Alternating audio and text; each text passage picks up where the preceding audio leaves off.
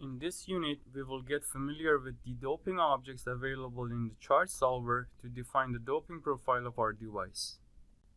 The first important point to remember about doping objects is that they are only valid for semiconductor materials. Any conductor and insulator that overlaps with the doping objects will not get any doping value assigned to them. In addition, always remember that doping objects are additive.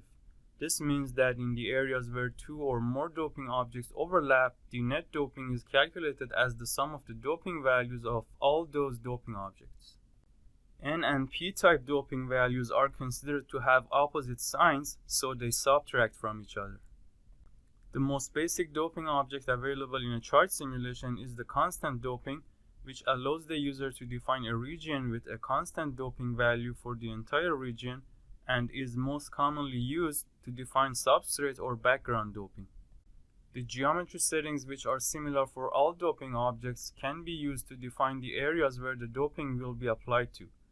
The location and span of the doping object in x, y, and z coordinates can be determined using the corresponding fields. By default, the doping will be applied to all the simulation domains overlapping with the defined geometry of the object. Users have the option to select specific domains or solid objects that they want the doping to get applied to. In this case, other areas overlapping with the geometry of the doping object will not have any doping assigned. This feature can be used to define non-box-shaped doping profiles. Furthermore, by default, the geometry is defined with respect to the global coordinates origin 0, 0, 0. However, by enabling the relative coordinates options, users have the option to take the center of the simulation region as origin for the convenience of geometry definition. Once the geometry of the doping object is defined, the dopant type and concentration can be specified as well. The diffusion doping object allows the users to create a realistic doping profile using analytic equations to model doping profile in the semiconductors doped using diffusion doping process. The geometry settings are same as the constant doping object. In addition, there are a few parameters in a diffusion doping object that enable the user to control the doping profile generated by the object. The dopant type determines whether the doping is P or N type. Source phase selects the surface through which the dopants enter the doped region. Junction width determines the length over which the doping concentration gradually reduces from the peak concentration near the surface to the lowest value inside the semiconductor. Distribution function selects the analytic function used to describe the diffusion profile. The two options are Gaussian function and complementary error function. Concentration describes the peak concentration of dopants introduced at the surface, and reference concentration is a low reference value for concentration that is used as the endpoint in the profile. As illustrated in the diagram, inside the diffusion doping object, the doping concentration goes from the peak concentration to the reference concentration over a distance equal to the junction width. The dark green face is the mask opening surface where the dopants are introduced. This can be placed on any of the faces by using the source face option. The green box represents the area where the doping concentration is at the peak value N0. Outside the box, the dopants start to diffuse into the material towards the outer faces of the large box, which represents the diffusion doping object. The green box, the peak concentration area, starts from a certain distance away from all the faces of the large box. This distance is the junction width. The doping concentration goes from the peak concentration to the reference concentration within this distance.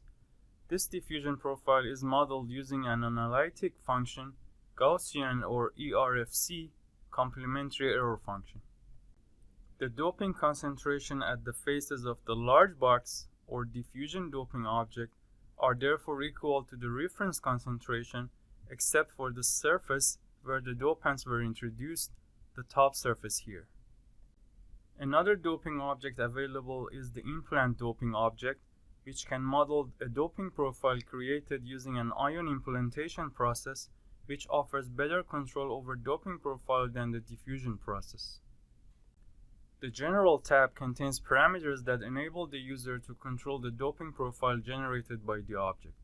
Under the Source section, the properties of the implantation source can be specified, which include dopant type and peak concentration, and elevation and azimuth angles of the source.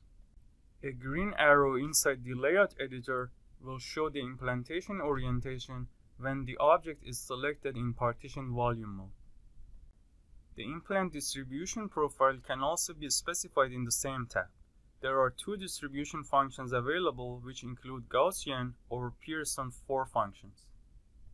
The Gaussian function takes only two parameters. Range specifies the location of the peak of the profile, or equivalently the average depth of ion penetration.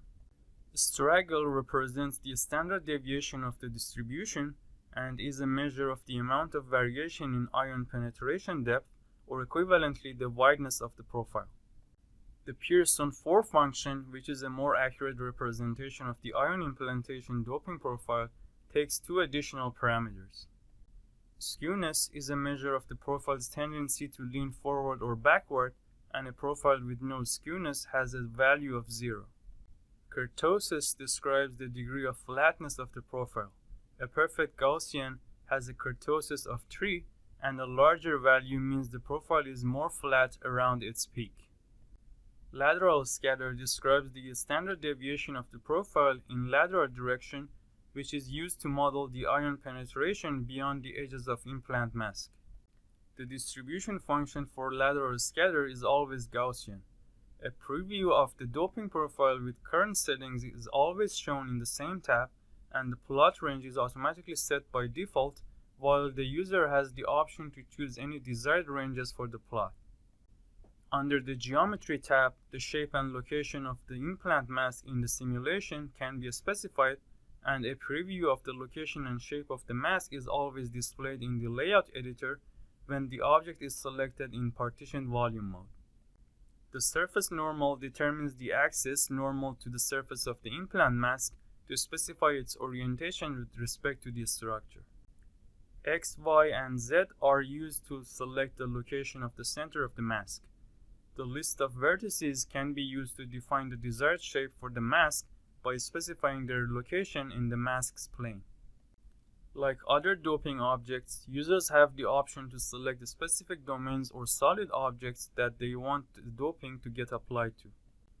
Using the Import Doping object, a user-defined spatial doping profile can be imported in the simulation. The data can be analytic or generated by a process simulation. The geometry settings are same as the constant doping object, with the only difference being that the span of the object will be determined by the imported data. Under the Data tab, the file containing the doping profile data and the dopant type can be specified. The file must be in MATLAB format, .mat extension, and data can be located over a rectangular or finite element mesh grid. The unit for the imported doping data should be per cubic meter. For an example of importing doping profile using this object, please visit the related links below.